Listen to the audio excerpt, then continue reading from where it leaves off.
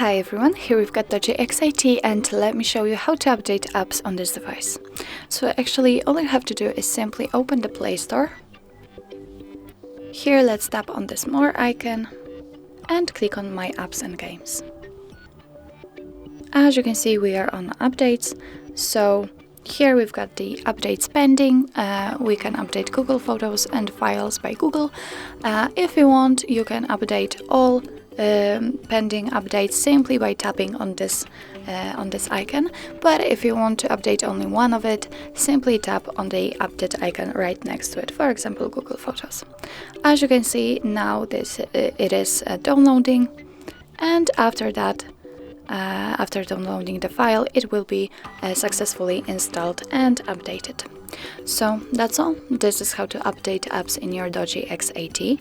Thank you so much for watching. I hope that this video was helpful, and if it was, please hit the subscribe button and leave the thumbs up.